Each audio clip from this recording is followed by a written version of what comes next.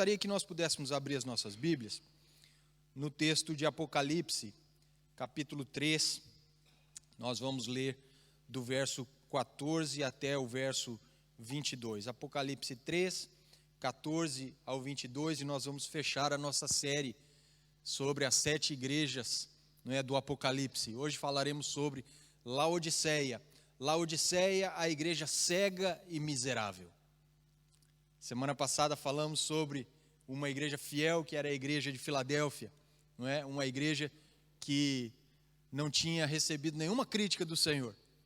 E hoje falaremos sobre essa igreja de Laodiceia que não recebeu nenhum elogio, que só recebeu críticas. O texto diz assim: ao anjo da igreja em Laodiceia escreve: estas coisas diz o Amém, a testemunha fiel e verdadeira, o princípio da criação de Deus.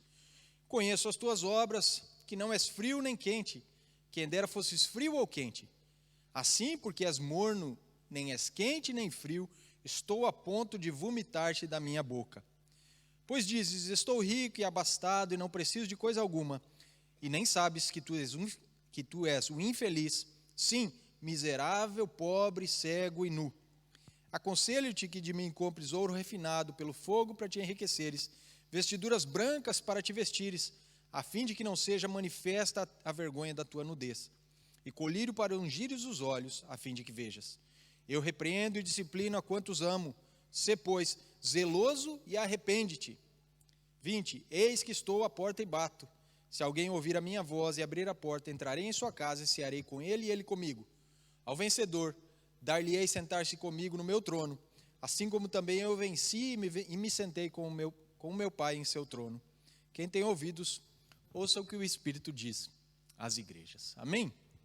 Feche seus olhos, se você puder, mais uma vez, e clame a Deus para que Ele possa falar com você. Paizinho, que o nosso coração esteja aberto, que não esteja endurecido. Como diz a Tua palavra, se hoje nós ouvirmos a voz do Senhor, que não venhamos a endurecer o nosso coração. Eu peço, Pai, que as nossas mentes estejam cativas à obediência de Jesus. Peço que o Senhor nos dê entendimento e discernimento para compreendermos a Tua palavra. E que nós tenhamos a coragem, a hombridade, Deus, de colocá-la em prática. E que nós possamos ser convictos com relação à nossa fé. Nós oramos pedindo que o Teu Espírito, como diz o texto, fale conosco. E que nós tenhamos ouvidos de ouvir, para entendermos aquilo que Ele está falando com cada um de nós. Que tenhamos também a compreensão de que o Senhor aqui fala para a igreja, e que nós somos parte da igreja. Por isso o Senhor está falando para cada um de nós de uma forma individual, além de estar falando de forma coletiva. E que o Senhor nos abençoe, para que sejamos participantes do Teu reino. Que o Senhor nos dê condições de amarmos ao Senhor como o Senhor nos ama. E de que nós possamos ser participantes do Teu reino que está sendo implantado neste lugar. No nome de Jesus. Amém. Amém? Eu queria falar então sobre essa igreja, a igreja de Laodiceia, uma igreja cega e uma igreja miserável. Uma igreja que não tinha a percepção correta a respeito de si mesma. Uma igreja que, como nós vimos no texto, achava que era rica, que tinha condições, que era abastada, que não tinha falta de nada. Mas Jesus não compartilhava esse mesmo pensamento. E Jesus fala, você na verdade é infeliz, você é miserável, você é pobre, você é cega e você está nua. Veja só a diferença de entendimento e a diferença de percepção.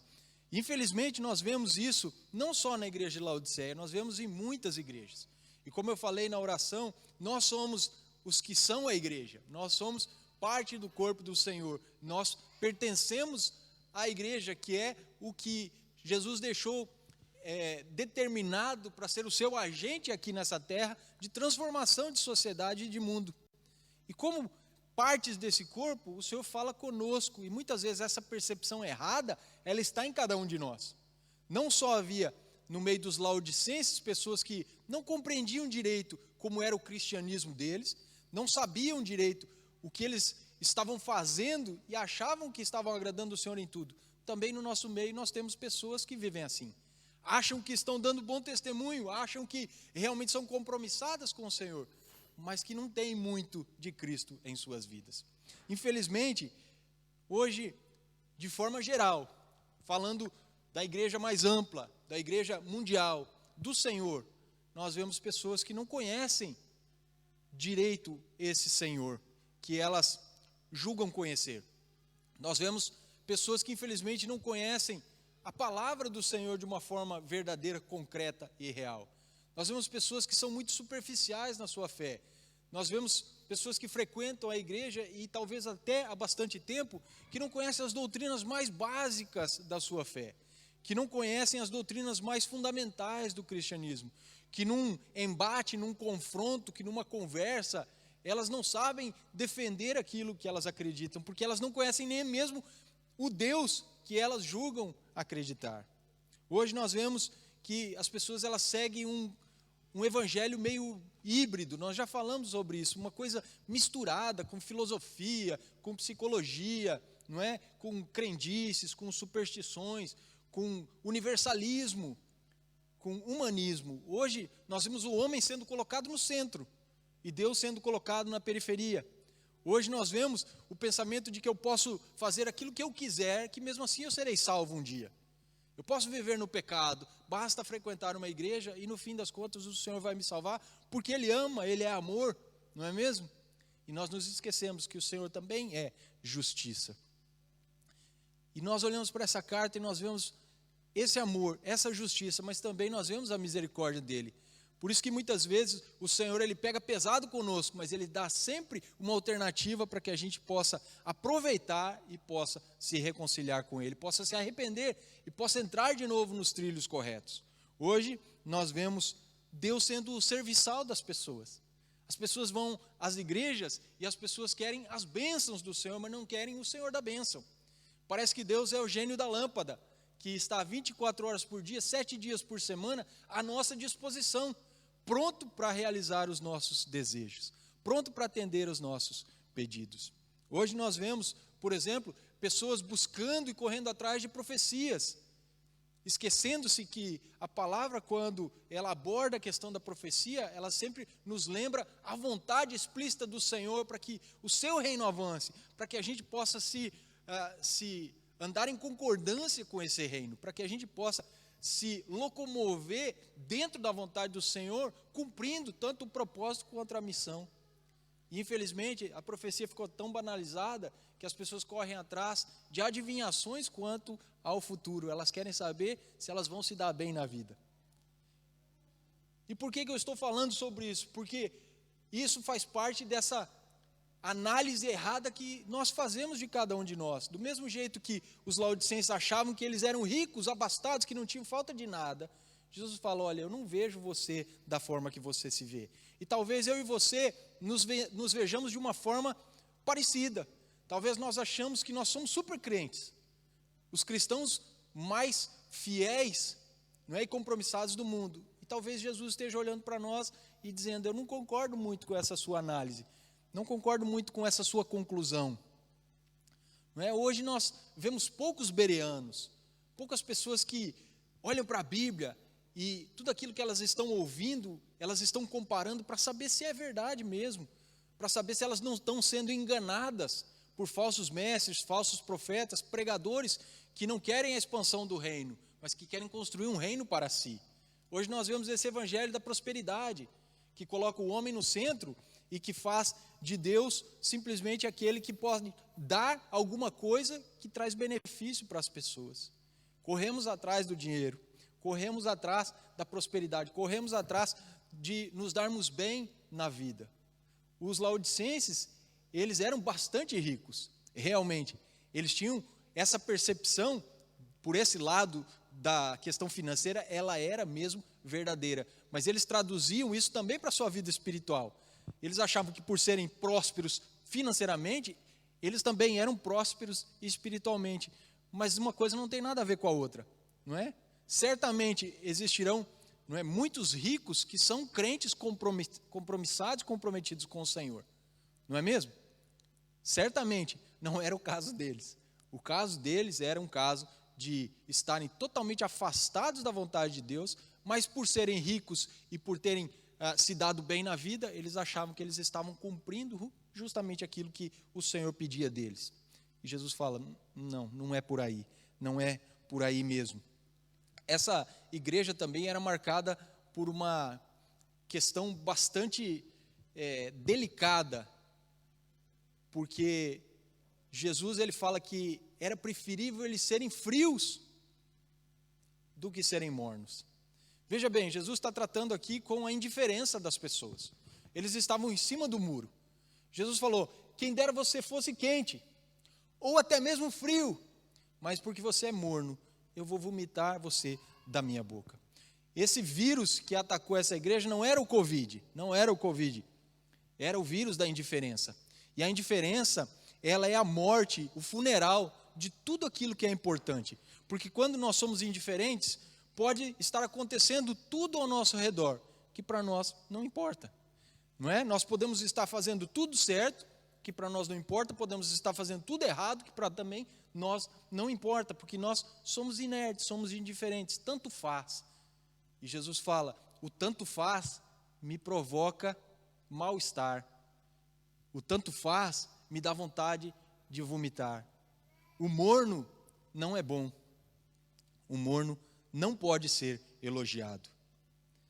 Eles diziam: eu sou rico, sou abastado, não tenho falta de nada. Eles eram acomodados, orgulhosos e arrogantes. Eles estavam cegos, não conseguiam discernir as coisas e achavam, como eu falei, que a prosperidade financeira se traduzia também numa prosperidade espiritual. Eles eram mendigos achando que eram reis. A cabeça deles era: nós temos dinheiro. E Jesus olhava para eles e falava: vocês são os miseráveis. Vocês são mendigos achando que são reis. Eles eram miseráveis por quê? Lucas 12:15 fala: pois a riqueza de um homem não consiste nos bens que ele possui. Eles eram pobres porque Lucas 12:21 diz: pois eles não tinham nada acumulado no céu. Eles não eram ricos para com Deus. Eles eram cegos, pois eles não enxergavam os seus defeitos, as suas falhas, as suas imperfeições. Eles não enxergavam a sua falta de espiritualidade, a sua falta de fervor, a sua falta de amor, a sua falta de paixão pelo Senhor. Eles eram nus, pois eles não tinham aquilo que mais precisavam. Estavam desprotegidos, sem cobertura e sem salvação. Jesus se apresenta a essa igreja dizendo: eu sou o Amém, a testemunha fiel e verdadeira, o princípio da criação de Deus. Eu conheço as tuas obras. E essas obras, elas são irrelevantes. Essas obras, elas não são obras consistentes.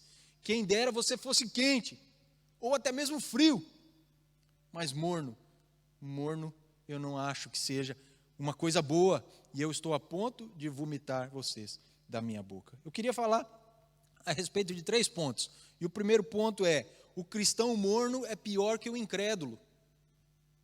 Grave isso: o cristão morno é pior que o incrédulo. Versos 15 e verso 16: conheço as tuas obras, não és frio nem quente, quem dera fosses frio ou quente. Assim, porque és morno e nem és quente nem frio, estou a ponto de vomitar-te da minha boca. Aqui nós vemos Laodiceia, uma cidade que ficava próxima de Herápolis, que tinha águas termais, águas quentes, e próxima de Colossos, que tinham águas muito frias. E Laodiceia estava ali no meio do caminho. As águas saíam quentes, fervendo lá de Herápolis, mas quando elas chegavam em Laodiceia, elas estavam mornas. Elas não serviam para nada, não serviam como forma terapêutica para tratar algum tipo de enfermidade, e não serviam para serem consumidas, porque ninguém gosta de beber uma água morna, não é verdade? Quem é que gosta de beber água morna? Então elas não serviam nem para tratar o corpo, nem para matar a sede, elas não serviam nem para refrigério e nem para trazer saúde, elas não colaboravam para nada. E Jesus aqui diz que essas águas eram intragáveis, da mesma forma que a atitude complacente e inerte dessa igreja. Não oferecia nem refrigério para o cansado e nem cura para o doente de espírito. Ser morno é não ser coerente com aquilo que nós pregamos. Ser morno é você viver uma coisa e você pregar outra, é você pregar uma coisa e viver outra. Ser morno é você ter uma percepção errada de si mesmo. Ser morno é você se achar super espiritual, mas você viver separado do Senhor, sem fazer aquilo que precisa ser feito para ter intimidade. Ser morno é aquela pessoa que fala para o outro: você precisa ler a Bíblia, viu? Mas não leio a minha própria Bíblia. Ser morto não, o morno é mais ou menos um morto, né? É quase a mesma coisa, não é? Mas ser morno é aquela pessoa que fala: você precisa jejuar, mas a pessoa nunca jejua. Você precisa orar, mas a pessoa não ora. Não é? Ser morno é aquele que fala para o outro, eu faço isso, eu faço aquilo e eu faço aquilo outro, mas não faz. Simplesmente o discurso é de que faz, mas ele mesmo não faz. Ser morno é aquela pessoa que está sempre com um castelo de cartas construído sobre a cabeça, e ao mínimo descuido, aquele castelo vai cair, vai ruir, e a pessoa vai mostrar quem realmente ela é. E muitas vezes nós encontramos isso também dentro das igrejas. O apóstolo Pedro, na sua carta em 2 Pedro 2,20, ele fala que depois de fugir das corrupções do mundo, mediante ao conhecimento do Senhor e Salvador Jesus Cristo, são uma vez mais influenciados e vencidos por ela, seu estado tornou-se ainda pior que o primeiro. Esse é o morno, aquele que fugiu já das corrupções do mundo, ou seja, foi salvo, teve seus pecados perdoados, mas voltou para aquele caminho e deixou-se influenciar mais uma vez e deixou-se ser vencido por elas. Pedro fala, o estado dessa pessoa tornou-se pior do que o primeiro. Por isso que Jesus fala, eu queria que vocês fossem quentes, crentes de verdade, cristãos comprometidos, que vivem e que buscam a santidade. Mas se você não for isso, é melhor você ser frio. É melhor você nunca ter aceitado ao Senhor. É melhor você nunca ter se voltado para Deus. É melhor você nunca ter tentado conhecer esse Deus, do que você já ter entregado a sua vida a Ele e viver num estado de inércia, num estado em que você aceita o pecado na sua vida, num estado em que você diz que é, mas não é, de que você parece ser, mas você não é. O Senhor, Ele quer filhos quentes. Na visão dele é preferível você ser até mesmo frio, aí sim, morto, do que você ser morno. O morno é aquele que conheceu, mas que agora já não conhece. O morno é aquele que se entregou, mas agora se desviou. O morno seja aquele que está na igreja, mas não vive para o dono da igreja. O morno é aquele que professa fé, mas que não vive essa fé. Um escritor chamado Arthur Blomfield, ele disse, é mais honroso ser um ateu e um opositor declarado do que um membro incrédulo de uma igreja evangélica. É melhor ser um ateu declarado do que um membro incrédulo de uma igreja evangélica. Por quê? Porque o ateu declarado, não é? Ele se declara inimigo da fé evangélica. Ele se declara inimigo, não é, de todas as coisas que envolvem Deus e que são relacionadas com Deus. E nós sabemos que temos uma oposição. Sabemos que temos pessoas diante de nós que não concordam conosco. Mas aquele que é morno, ele é traiçoeiro, ele é dissimulado, ele está no nosso meio. E a todo momento ele pode, não é nos passar a perna, nos passar para trás. A todo momento ele pode nos trair, a todo momento ele pode mostrar quais são as suas reais intenções. É muito mais fácil nós ajudarmos uma pessoa que nunca creu, do que uma pessoa que já creu e agora vive num estado de mornidão. Talvez você tenha pessoas amigas que sejam assim. Talvez na sua família você conheça pessoas que sejam assim. Pessoas, não é, que não querem saber de Deus e que falam, não adianta falar para mim porque eu não acredito. Não acredito em céu, não acredito em inferno, não acredito na Bíblia, não acredito em Deus. Essa pessoa é mais fácil de ser convertida do que aquela que fala que acredita, mas que não busca viver para essa fé e não deixa se transformar pelo Senhor. Quantas pessoas que você convida a vir na igreja, a pessoa fala, não, eu acredito, não, eu tenho Deus, eu conheço Jesus. E a pessoa nunca muda. Você prega, você fala, você ora, você abençoa, você ensina, e a pessoa está sempre dando aqueles mesmos passos, nunca sai do lugar. É um morno. E quantas pessoas que você convida para a igreja, eles já falam não, na hora. Essa pessoa é mais fácil de ser convertida, porque pelo menos você sabe a real intenção dela. Os outros são mais dissimulados, vão nos levando no banho-maria, mas o destino deles, infelizmente, é o mesmo do que é frio, é o inferno. Mateus 21:31, Jesus, ele nos ensina que existe mais esperança para o publicano e para a prostituta do que para o fariseu religioso. Existe mais esperança para a prostituta e para o publicano do que para o fariseu religioso. A indiferença é o funeral daquilo que é importante, pois quem é indiferente se coloca no caminho atrapalhando a obra que precisa ser feita. Se você é uma pessoa indiferente, saiba que você está se colocando no caminho da obra que precisa ser feita. Olha só o que Jesus ensina lá em Lucas 11, 23. Quem não é comigo é contra mim, e quem comigo não ajunta, espalha. Jesus está juntando. Tem gente que é comprometida, compromissada, que o ama, que quer fazer a obra e está com ele ajuntando. Mas o morno não. O morno não está bagunçando aquilo que está sendo feito. Ele simplesmente não está ajudando. E Jesus está dizendo que aquele que não ajunta comigo, espalha. O morno é um entrave até mesmo para a obra. Mesmo sem ele fazer nada, o simples fato de ele ser inerte, de ele ser indiferente, é atrapalho para a obra. Sabe por quê? Porque o morno é o motivo de muitos frios não virem para a igreja. Quando a gente convida as pessoas, tem umas que são mais corajosas, elas falam, eu não vou lá porque lá tem hipócritas. Eu não vou lá porque eu conheço pessoas dessa igreja que, eu não estou falando especificamente da nossa, mas inclua a nossa, da igreja ao redor do mundo. Eu não vou na igreja porque eu conheço pessoas que estão lá e eles continuam fazendo as mesmas coisas que faziam antes de frequentar a igreja. Eu conheço as pessoas que lá na igreja são santinhas e fora delas não são. Não é isso que as pessoas falam? Os que têm coragem. Os que não têm, eles agradecem, dão uma risadinha e por trás eles sentam a língua na gente. É ou não é? Sabe por quê? É por causa do morno. O morno está espalhando, mesmo sem fazer nada. Ele é tão indiferente que ele não está com Jesus e com quem quer, ajuntando, por isso ele está espalhando. O morno é o motivo dos frios não virem. O morno é o motivo do incrédulo não aceitar Jesus. O morno é o motivo das pessoas evitarem muitas vezes cruzar o mesmo caminho que nós ou estar no mesmo local que nós estamos. A inércia de uma pessoa dessa e a falta de interesse em ajudar faz com que Jesus a coloque no grupo daqueles que estão atrapalhando a sua obra, daqueles que estão indo contra aquilo que ele pretende fazer. Timóteo, em 2 Timóteo 3,5, Paulo fala, afasta-te destas pessoas, daquelas que têm aparência de piedade, mas negam o seu poder. Tem muita gente dentro da igreja que tem aparência de piedade. Você olha para ela e fala assim, lá vai um grande cristão. Na verdade, é um morno, uma pessoa indiferente, está em cima do muro. Ela pode parecer, mas ela não é. Nós precisamos entender que quando nós perdemos nossa paixão, perdemos o nosso fervor, perdemos o nosso entusiasmo, nós provocamos náusea no Senhor. Veja, o frio, ele infelizmente vai para o inferno por não conhecer a Jesus. Mas o morno também vai para o mesmo lugar, porque ele conhece, mas ele não toma uma atitude de ser fiel a esse Senhor.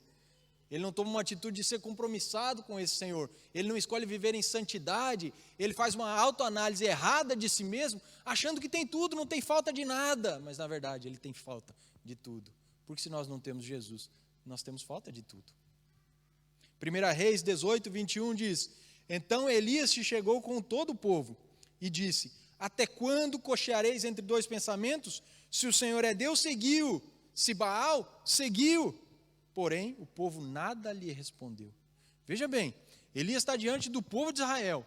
E ele fala assim, meus amigos, vocês precisam tomar uma decisão. Hoje, agora. Se Deus é Deus, segue a Deus. Agora, se vocês acham que Deus é Baal, Baal era uma outra entidade, uma outra divindade, que as pessoas seguiam achando que era um Deus, um falso Deus. Se for Baal, segue Baal. Veja, Elias coloca as cartas na mesa e deixa uma decisão diante do povo. Se vocês acham que é Deus, segue a Deus. Agora, se vocês não acham, se vocês acham que é Baal, segue a Baal. Não fica no meio do caminho. E para a gente serve da mesma forma, mesmo ensinamento. Você acredita em Deus? Siga a Deus. Você acredita em Jesus? Siga a Jesus, mas siga firme, firmado, servindo, sendo compromissado, buscando a santidade, aplicando toda a Bíblia, vivendo a palavra do Senhor. Agora, se você não quer viver assim, se afasta totalmente. Porque, segundo Jesus aqui, é pior ser morno do que ser frio. Se você fala, eu conheço a Jesus, eu acredito em Deus, mas você é indiferente com todos os seus princípios e você não vive para isso, você vai ser vomitado da boca do Senhor. Água morna provoca náuseas, não serve para nada, nem como terapia, nem como refrigério. Queria ir para o segundo ponto. O que Jesus oferece é essencial e não custa nada. O que Jesus oferece é essencial e não custa nada. Os laodicenses, eles eram tão ricos que eles conseguiram reconstruir a própria cidade depois de um terremoto ter arrasado com aquela localidade. No ano 61 depois de Cristo houve um terremoto e a cidade ficou arrasada. E eles eram tão ricos que eles falaram: não queremos ajuda de governo nenhum, não queremos ajuda do império, não precisamos de financiamento, não precisamos pegar dinheiro emprestado. Do nosso próprio bolso nós vamos reconstruir essa cidade. Por isso que eles falavam: eu sou abastado, eu sou rico, não tenho falta de nada. Nós podemos fazer aquilo que nós queremos. Mas preste atenção nessa frase. Há pessoas que são tão pobres, mas tão pobres, que nada possuem além de dinheiro. Caixão não tem gaveta. Caixão não tem cofre. Quando nós morrermos, nós vamos para onde temos que ir. Aqueles que foram fiéis para o céu, aqueles que não foram para o inferno. E não levaremos nada dessa terra. A Bíblia diz que nu nós viemos, nu nós iremos. Nu nós chegamos, nu nós vamos nos despedir. Eles diziam: nós somos ricos, abastados, não falta nada. E Jesus apontou o dedo e falou assim: você é um infeliz, você é miserável, pobre, cego e nu. Mas o interessante é que Jesus oferece para eles algumas coisas. E olha só o que o texto vai nos ensinar, 17 e 18.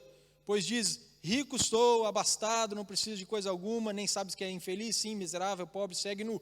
Aconselho-te que de mim compres ouro refinado pelo fogo para te enriqueceres, vestiduras brancas para te vestires, a fim de que não seja manifesta a vergonha da tua nudez, colírio para ungir os olhos, a fim de que vejas. Como eu falei, Jesus nos oferece, e veja que é uma repreensão, mas em forma de conselho. Eu aconselho que você compre de mim. E o interessante é que não custa nada, a gente não precisa de dinheiro para comprar de Jesus, porque na verdade Ele nos dá, Ele não nos vende. Mas como Ele estava tratando com pessoas ricas, e como essa cidade era um polo industrial famoso pela fabricação de colírio e também pela fabricação de lã, Ele trata como se eles fossem realmente pessoas do comércio. E Ele fala: olha, vocês compram lã para fazer as suas vestimentas e andarem bem vestidos, vocês compram colírio para que possam tratar os problemas dos seus olhos, eu tenho coisa melhor, vocês têm que comprar de mim, o ouro refinado pelo fogo. A nossa fé precisa ser provada, e a nossa fé precisa ser aprovada, e é nas dificuldades que isso acontece.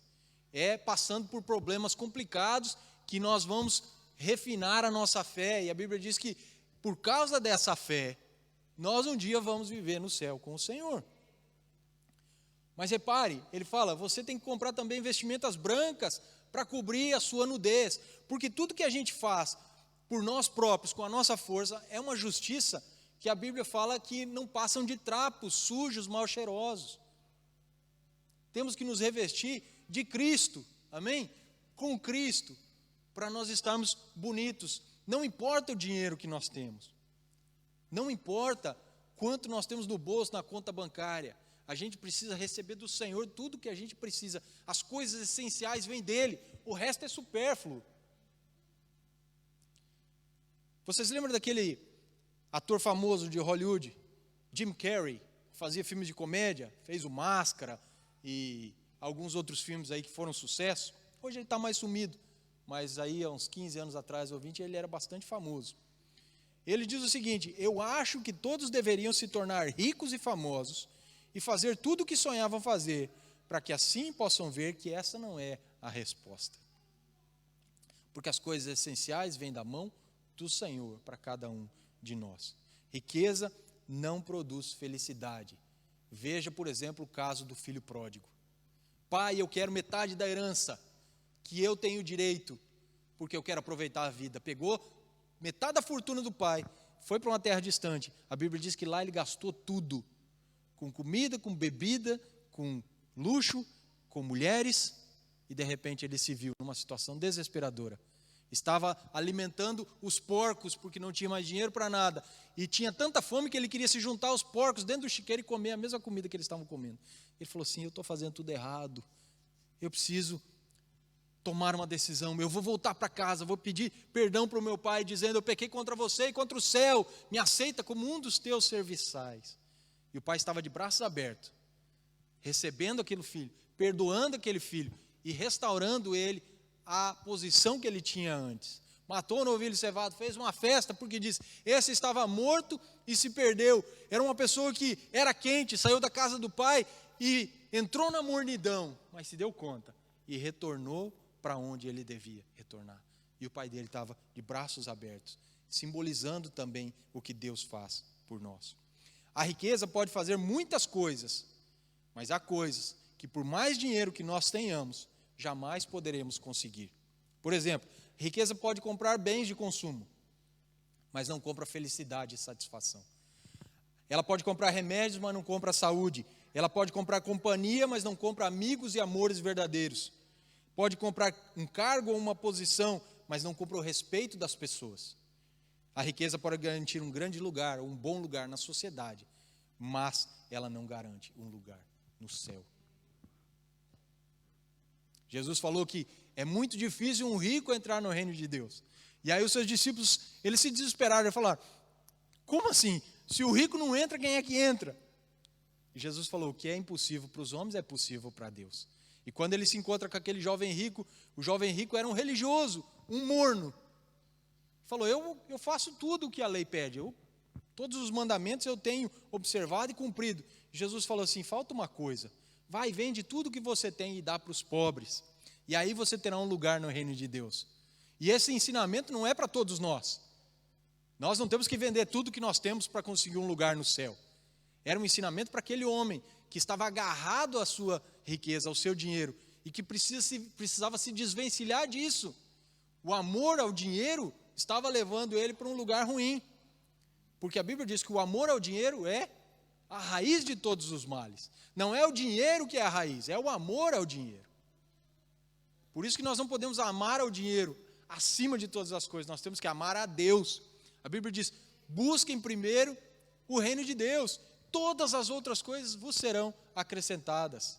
Não ande ansiosos por coisa alguma, não é? O Senhor, Ele alimenta a cada um de nós, o Senhor veste a cada um de nós, o Senhor nos dá condições de vivermos bem aqui na terra, se nós colocarmos Ele em primeiro lugar. 1 Timóteo 6, 9 e 10, Paulo ensina que aqueles que querem ficar ricos caem em tentações e armadilhas, e em desejos descontrolados e nocivos, que levam homens a mergulharem na ruína e na destruição, pois o amor ao dinheiro é a raiz de todos os males. Algumas pessoas, por cobiçarem o dinheiro, desviaram-se da fé e se atormentaram a si mesmos com muitos sofrimentos. Veja o caso dos laodicenses: amavam o dinheiro, eram ricos, não temos falta de nada, eles diziam, e eles não tinham se dado conta de que tinham entrado num estado de inércia, de mornidão, de indiferença bastante perigoso. Se tudo que nós tivermos para enfrentar os desafios dessa vida for dinheiro, nós também somos miseráveis, pobres, cegos e nus. Precisamos colocar a nossa confiança no Senhor. Amém? Eles estavam convencidos que a sua vida espiritual ia de vento em popa, às mil maravilhas. Mas olha o que Provérbios 14, 12 fala: há caminhos que para o homem parecem direitos, mas o seu destino é a morte. Isso nos ensina que a gente tem que fazer uma autoanálise equilibrada da nossa vida. Qual caminho eu estou seguindo? Que caminho eu estou percorrendo? Porque para mim ele pode parecer direito, mas a Bíblia afirma que às vezes é um caminho que leva à morte. A autoanálise precisa ser centrada em Jesus e quem Jesus é em nossa vida. E aí sim nós poderemos ter condição de fazer uma autoanálise equilibrada. Eles eram miseráveis, a sua alma definhava enquanto o seu corpo se esbaldava. Eram cegos, não enxergavam seu estado perigoso e a sua condição deplorável. Estavam nus, sem roupa, despidos de moralidade, de santidade e de testemunho. Estavam expostos à vergonha e ao pecado. As riquezas do corpo não enriquecem a alma. A casa confortável não nos garante um lugar no céu e uma segurança verdadeira e um descanso eterno. A gente tem que saber o que a gente quer. A gente tem que correr atrás daquilo que vale realmente a pena. Davi era um homem que tinha tudo. O maior rei de Israel, rico, famoso, não é? Comia do bom e do melhor, se vestia com as melhores roupas, tinha a mulher que quisesse, tinha os seus súditos, o seu reino, vivia em paz, depois de ter conquistado, por causa do seu poderio militar, o seu nome mais famoso entre os reis de Israel. Ele tinha tudo. E olha só, quando ele fazia uma autoanálise da sua própria vida, ele disse: por que você está assim tão triste, ó minha alma? Por que você está assim tão perturbada dentro de mim? Espera em Deus. Amém? A autoanálise que a gente tem que fazer é: eu estou fazendo realmente aquilo que é certo diante da palavra e aos olhos do Senhor?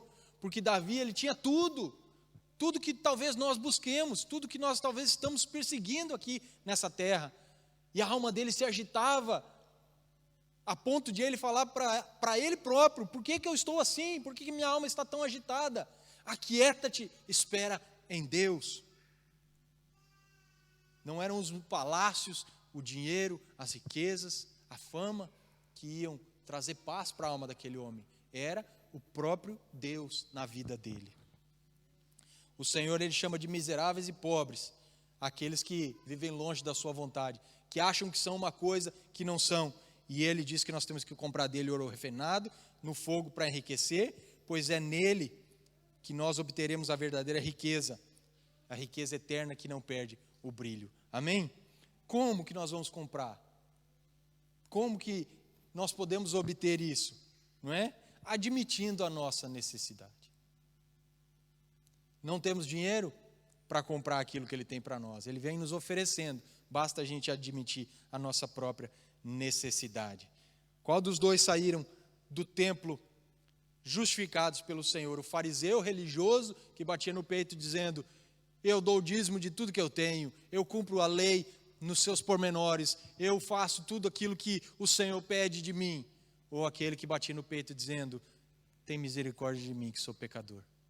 Ele não tinha nem coragem de olhar para o céu, tamanha era a vergonha dele, o constrangimento diante de um Deus santo. Jesus ensina que não foi o fariseu religioso que saiu de lá justificado, mas foi aquele que admitiu a sua necessidade.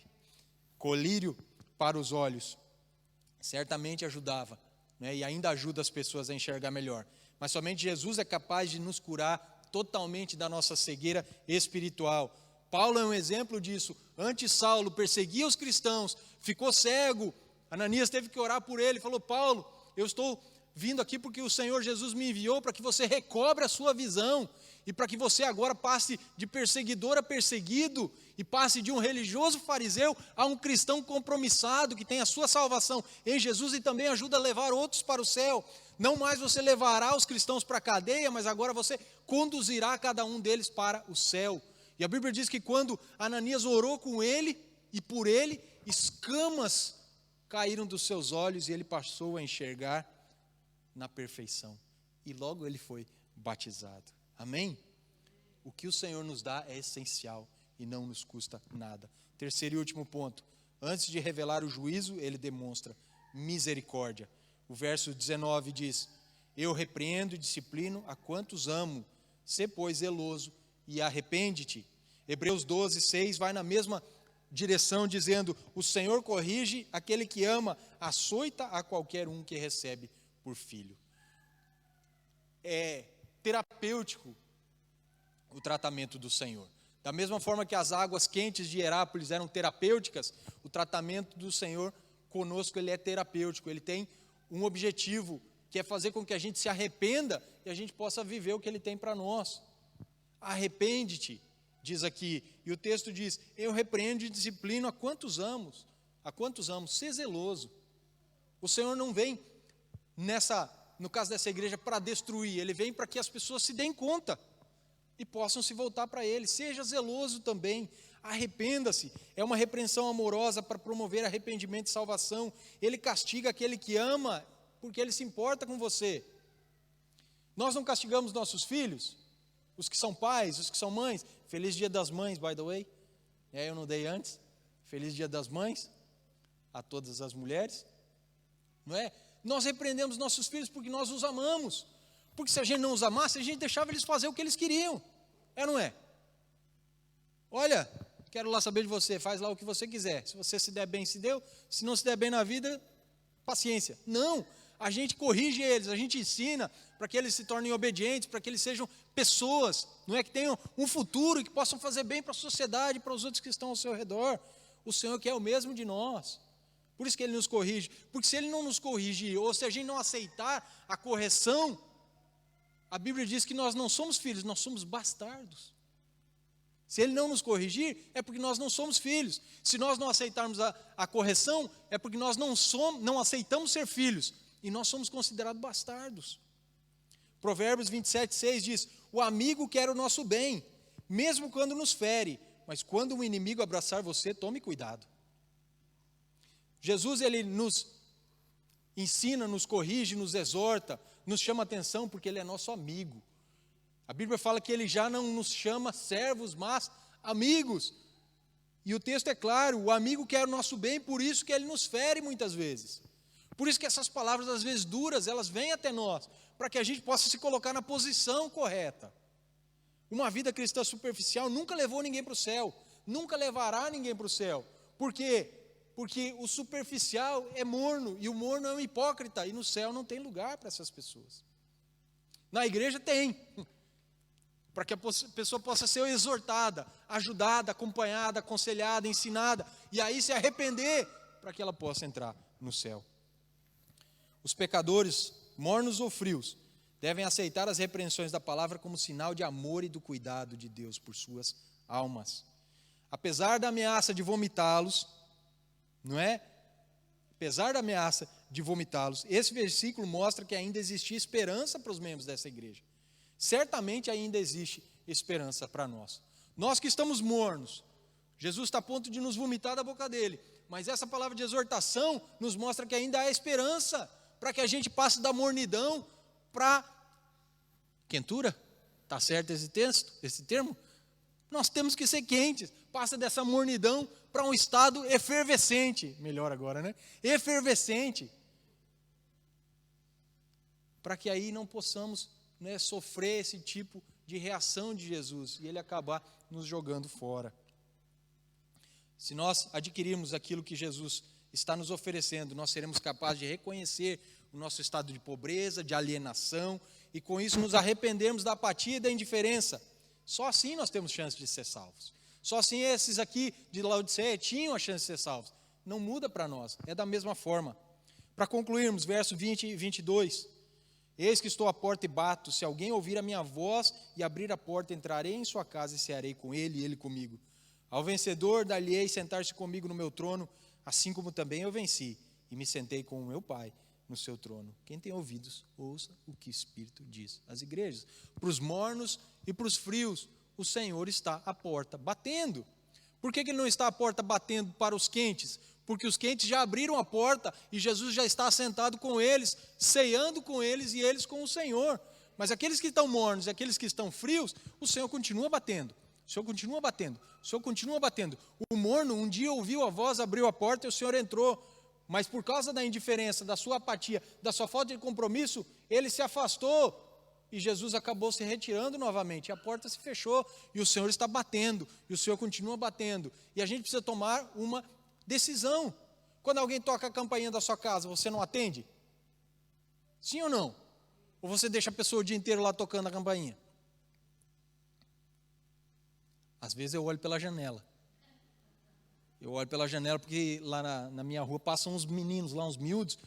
Depois da escola eles gostam de apertar e sair correndo. Quem nunca fez isso também, né? Quem nunca fez isso quando foi mais novo? Então eu dou uma olhadinha assim pela janela e eu vejo eles correndo. Às vezes eu grito, oi!